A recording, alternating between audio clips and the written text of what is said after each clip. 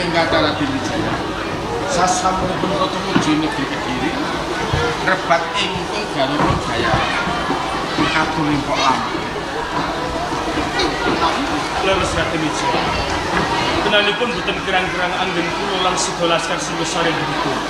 Nanging nyatanipun sedaya kula gagar katang antuk kami.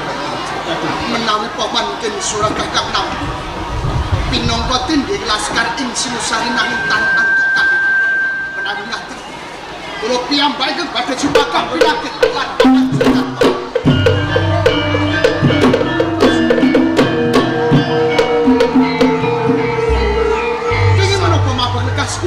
Sampun nuruti ubaling nafsu awit punapa Kediri menika prajuripun kathah sanget. Panjenengan namung badan sajuga boten kok ateges krono miyas dumateng kawanan panjenengan. Iyas dumateng kegiatanipun. Boten muti. Prajuripun kathah sanget Kediri menika. Leres Raden Wijaya. Monggo panjenengan penggalih kanthi tetane kawicaksana. Nyun sewu saderengipun.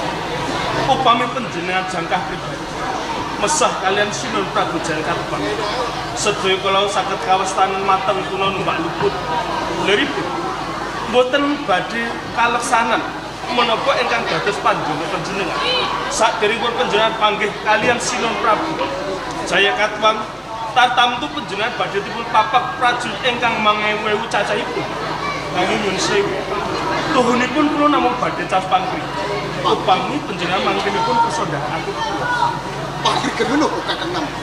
Monggo panjenengan kula aturi mut. Rikala semanten sambet kalian bubuhipun Praja Singosari.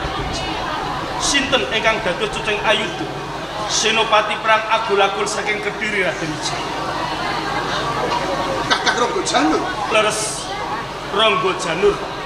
Mila saking menika mugi panjenengan kersa sowan ngaras padha wonten kersane Rangga Janur. Monggo panjenengan waloka kemawon sambet kaliyan lelampahan panjenengan tartamtu mangkenipun Rangga Janur welas saking panjenengan kersa sabiyantu kalih panjenengan kusamane Ayu Gayatri wangsana terus panjenengan malih Menapa kersa baturan kula paman Raden Wijaya menika rigen ingkang damel dan Pramila saya ini monggo kula aturi nindakaken kemawon. Sinten ngertos ing mangkenipun wonten marang kagem panjenengan kaya. Matur suwun sembah nuwun paman ing surat kakang nampi. Kula badhe jupangkah pinanggih lan kakang Rangga Janur. Nanging panyuwun punapa laskar ing Singosari teng nandhang koko. Panjenengan papanaken wonten ing Pandusada. Namun tugas kula Raden ingkang atos-atos selera menika kandhang pun langsung. Menawi kados sami atur.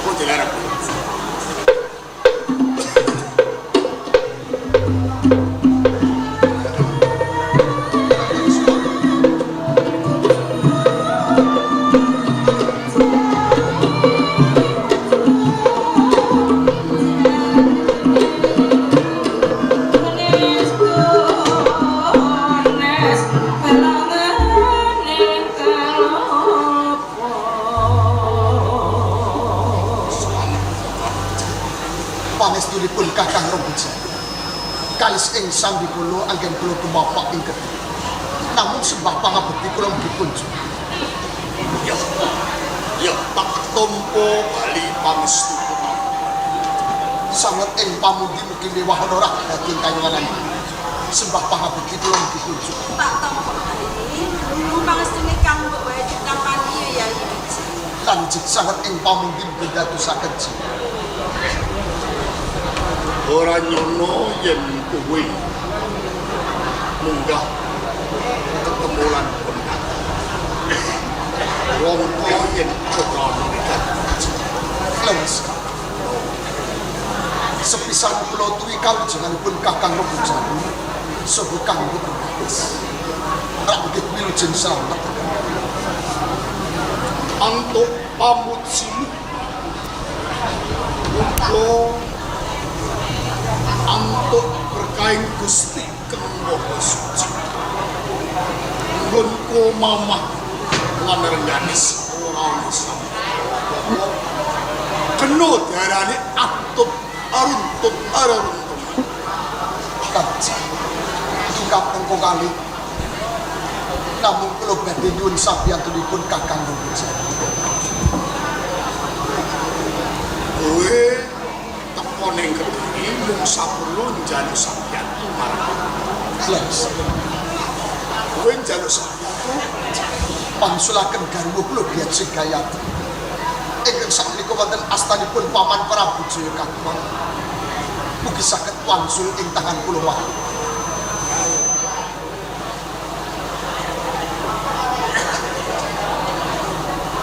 welas kaya penduduk jajanipun Kakang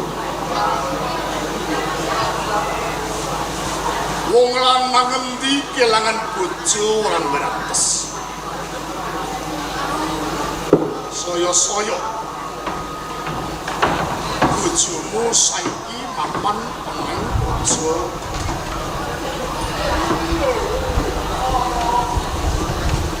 sadurunge aku tak kondo marang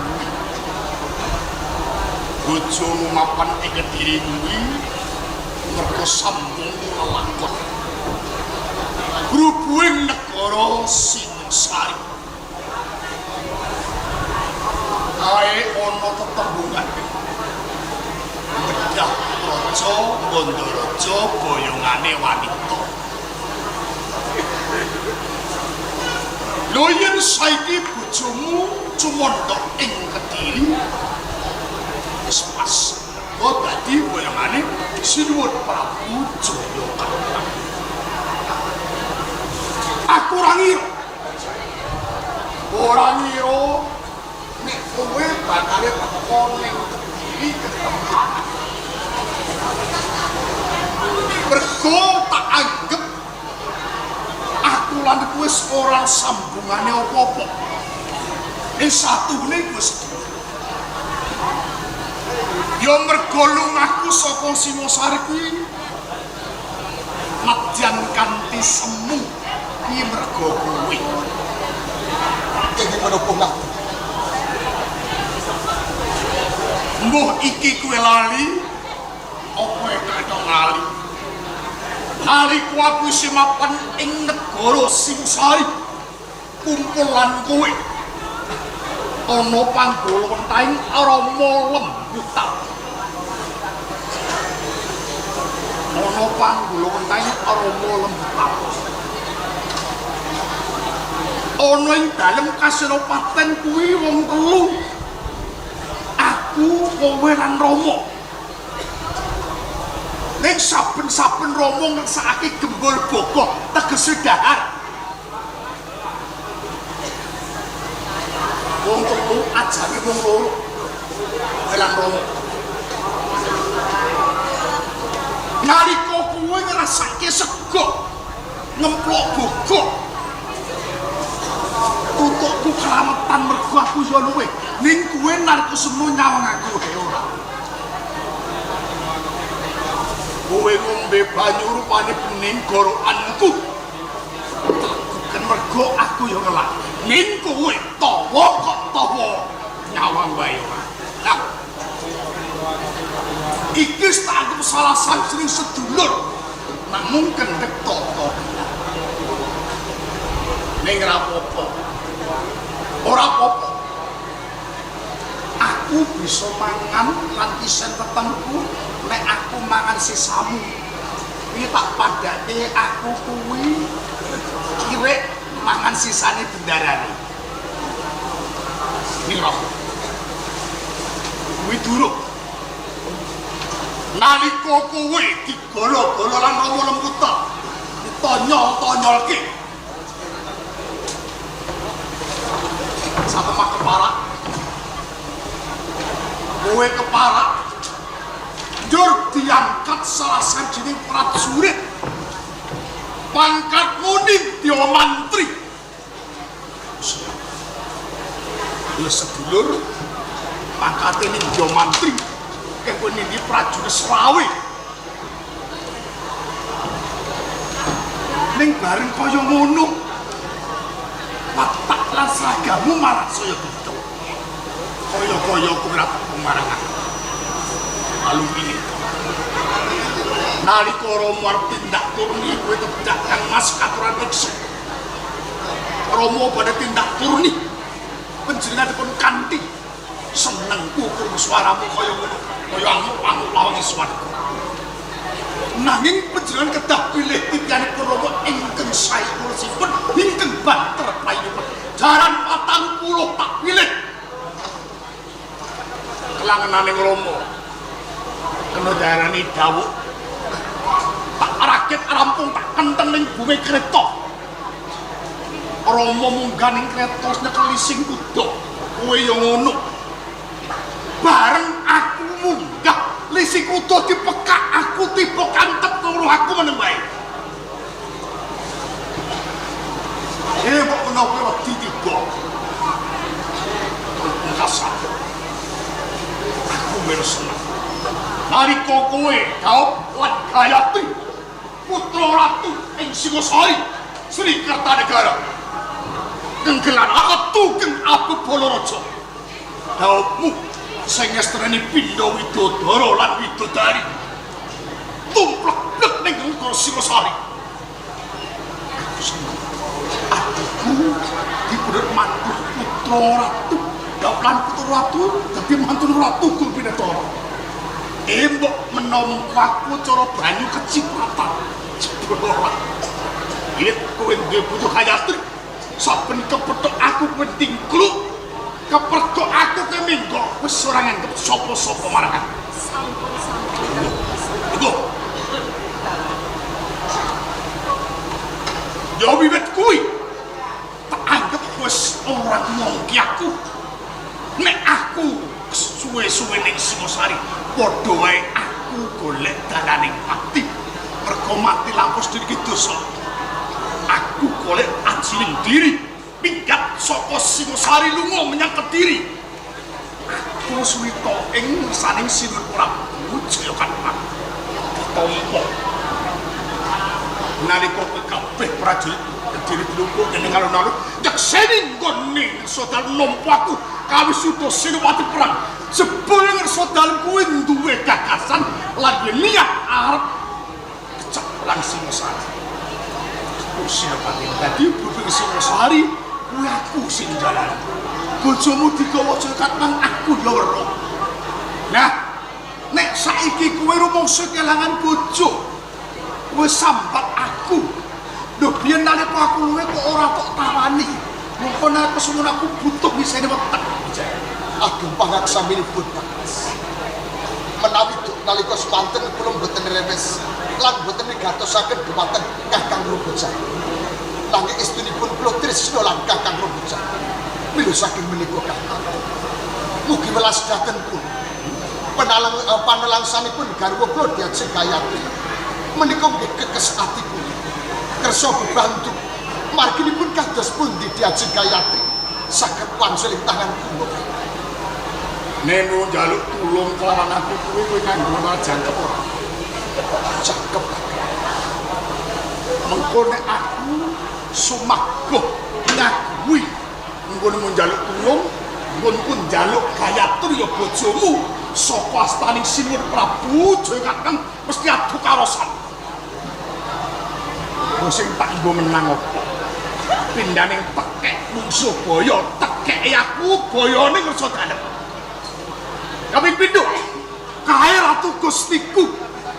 Aku andahan yo kawulane.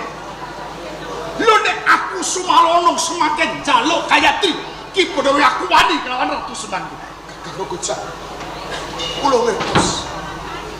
Kula ngertos menawi panjenengan prajurit andhanipun Paman Prabu Jayakatwang. Nanging kula kadang panjenengan mugi kersa bebantu lan kula lan wani.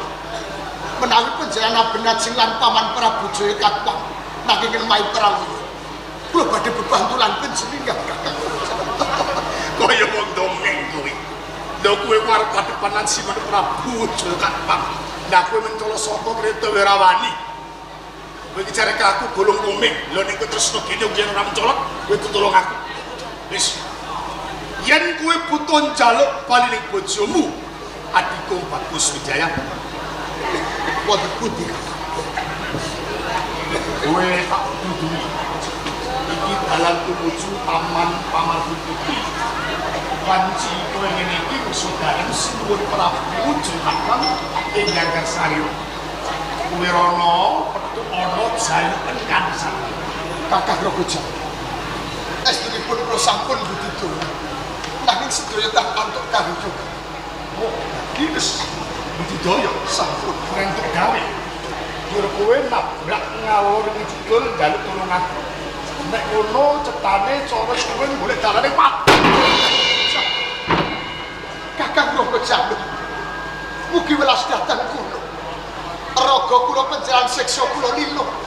Nanging apa negakaken dhateng panelangsanipun Dyajeng Gayatri Kakang. Selawas ora tekan tanganku.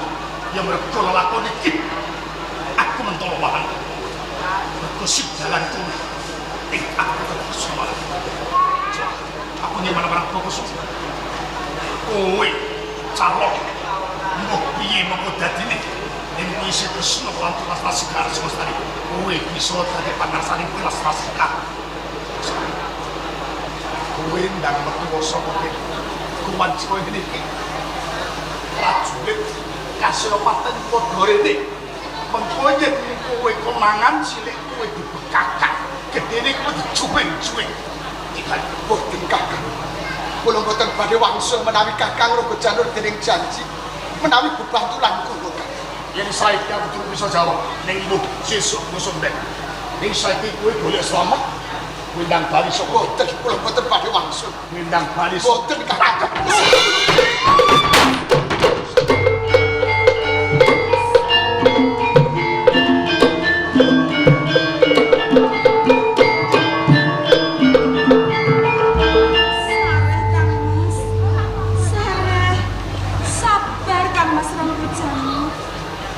Juga kadusnya pentok. Kulo mboten mesaken dumateng Yayi Wijaya. Jika kadang panjenengan suwan masa panjenengan badhe nun sapiyantu. Sepatus kesopi ngalakan garwanipun Gaji Gayatri. Nyatanipun panjenengan kira kesoparing sapiyantu. Malah panjenengan ngundha-undha lampahan sampun kawula ingkang Mas. Namun mboten beras. Yang penelasan Yayi Wijaya kadusnya ingkang Mas. Kulo ning namung kadang lagi. Yayi Wijaya dalam sama pusat di negara sedherek. Cukup! Krepek kupingku nyamuk luwih suaramu. Dengaris. Kula Kang Mas. Nek ngono aku bos. Pesan? Iya. Perkawisipun menapa Kang Mas? Kowe weruh aku Miloro Wijaya. Olehmu sampak kelas. Kembang-kembang mripatmu ngantos kelo. Ini on nalika kowe weruh aku bali saka peperangan. Nalika ditandu dening prajurit ragaku tatuan lancang. Kowe weruh aku susah wae ora. Kang Mas Rogo Janur. Ibu napa pejahan pangandikan ingkang kadus ngaten. Jebul garwa kula tresnani. Oleh pejahan gerah pejahan sakit. Kula nderek kraos sakit Kang Mas. Sampun dadi pandak ingkang kadus ngaten. Kula tresna lan batin dumateng panjenengan. Aku tutup bocah cilik, Reganis. Yo mergo saka patrapmu. Aku isih kelingan. Bariku saka perang. Mripatku bisa nyawang kowe. Nanging kowe nyawang aku. Semono kelilo nek aku pukul palakan. Jadi kok klentu Kang Mas kami tak mau mulai Kang kadusnya. Nanging bareng aku Miloro Wijaya. Tangismu kaya kelangan bayaban. Oh, Reganis. Kowe iki bojoku, Reganis. Kang Mas Rogo Janur. Ampun jadi Pandawa ingkang kadus ngaten Kang Mas. Kula menika tresna dumateng Yayi Wijaya karenipun kathah lan kathah. Jangan kalau kula kang kula tresnani Kang Mas. Kowe aja ngrep aku. Kowe aja atur rembug pinaruh kembang mripatmu. Wis cetha. Nek nggonmu tresna lawan aku nglamis.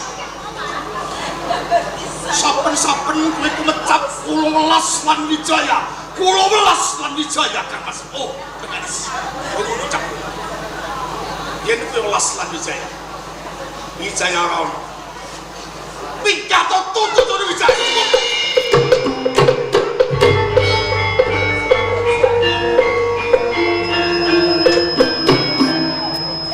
Saya mengajukan pencegahan Kang Mas. Saya meminta kok menyatukan di dalam dua nama menjatuhkan begitu mantap kula Kang Mas. Aku suaramu. Aku sangat melawan kowe. Aku suaramu. Tinggal.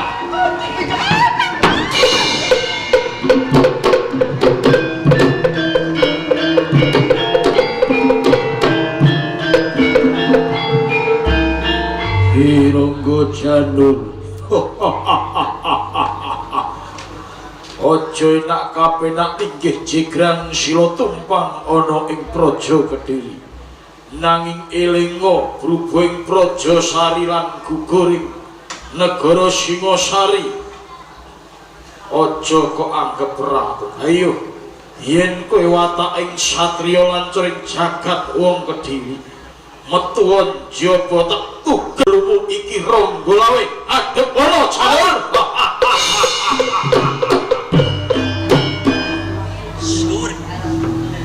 Suwir sesumbar nyebut jenenge Rangga Janur. Padha wae dolanan siune Bathara Kala. Ora minggat kelaku tak gak kowe. Janur, ayo. Ayo iki adep ana Ranggalawe Janur.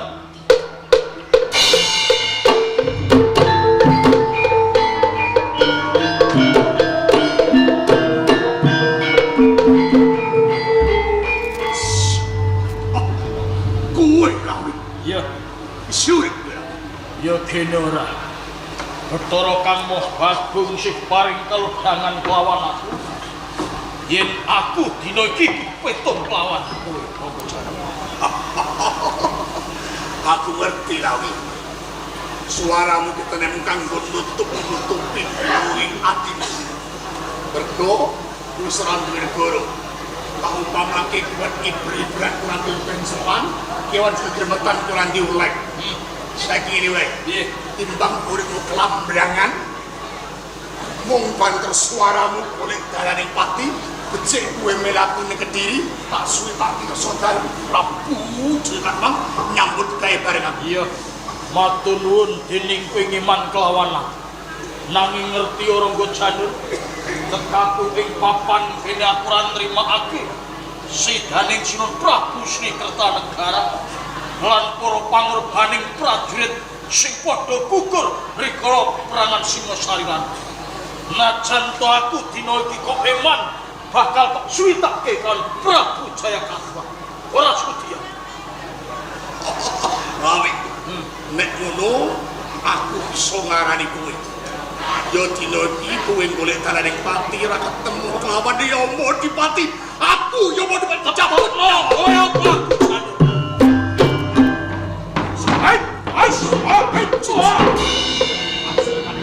Ayo!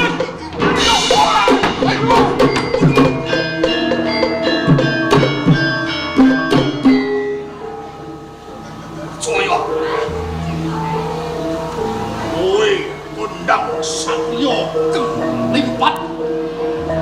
Kowe bisa ngelesi. Nanging kowe ora mati saka pusakaku. Kecemplung jurang siramu kebentus madas matimu dodol-dodol swacak mung suwono.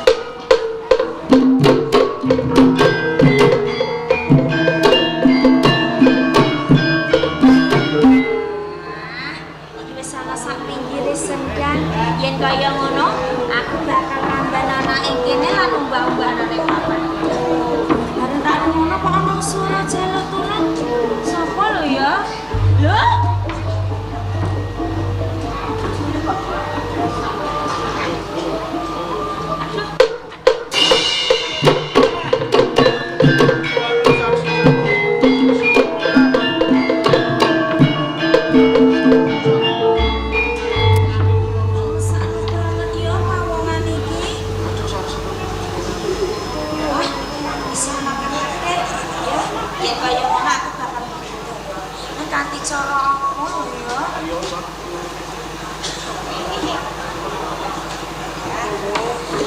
Muga-muga wae kanthi lantaran banyu iki bisa waluya kemahe jati kaya kowe.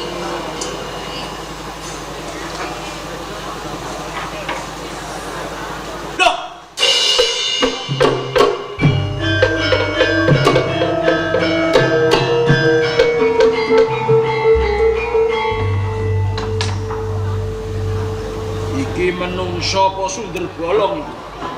Oh, kula niki menungsa. Iki ana sak tengahing alas gong liwang-liwung. Ana bocah wadon aku ora percaya yen kowe menungso. Aduh. Mama. Oh iya. Pancen kowe menungso. Sopo jenengmu? Kula Mertaraga. Mertaraga. Nggih, Lah sampean niku sinten? Ya diwanuhake aku Senopati Ranggalawe Hah? sangka laladan Singasari. Wah, nyuwun pangapunten Cindara Senopati, kula boten Ora mangertos. dadi apa Mertaraga. Nggih. Kaporo aku kuwi padha wae keputangan budi kelawan kowe jalaran. Aku kelingan mentas wae aku tetandingan kelawan mungsuhku kang aran Rangga Janur. Dhewe ngagar pusaka aku endo satemah pleset watu sehingga kejegur jublang. Tanpa kowe temeka ing papan kene aku ora bakal bisa urip maneh. Ah, panjenengan ampun ngendikan kados ngaten to, Ndara. Cepet Mertaraga. Nggih. Kowe ana sak tengahing alas kok kendel banget. Ora bebarengan kelawan bojomu piye? Kula niki tesih lega, Ndara, dereng gadah bojo.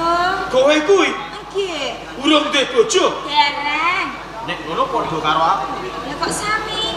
Ora ketang aku wis yuswa. Nanging aku isih legan. Ya durung duwe bojo. Jenengan tesih lega dereng gadah bojo. Ning ngene lho Mertaraga. Pripun, Ndara? Reh ning aku kuwi wis keputangan budi padha wae aku kuwi duweni utang kelawan kowe. Iki tembung upama. Iki kanggo sesulehku marang kowe. Kowe tak mek bojoku. Pundi saged kelampahan to, Ndara, menika rak tembung upama. Iya. Yen upama ora bakal lakon. Wiji. Tembung upama tak ilangi kowe tak pek bojo tenan ngono piye? Napa mboten badhe getun lan keduwung to, Ndara? Atase kula niku rak tiyang saking desa. Mesti kemawon nggih dereng gadahi tata trapsila. Mertaraga. Apa bedaning wanita saka desa lan wanita ing kutha? Kuwi tak anggap padha wae. Yen saking desa rek dereng nate sekolah. Mengko tak sekolahi. Mengko tak sinaoni supaya kowe ngerti unggah-ungguh tata negara ana ing kutha. Nah, Mawi panjenengan kersakaken kados ngaten kula iya, purun, tenan. Ndara. Kowe gelem tenan. Nggih, Nak nggih, Pak. mlayu tenan. Mertaraga, Nggih. reh ning aku dina iki sing nindakake jejiban sing kudu tak rampungake. Aku bakal nglunasi musuh-musuhku sing mapan ana ing Praja Kediri. Sawetara iki kowe baliya. Baliya kowe kandha marang wong tuamu. Yen besok yen wis titiwanci ning aku bakal teko ning omahmu, aku nglamar kowe. Ngaten Iya. Cindara. Mawi ngaten kula nyuwun pamit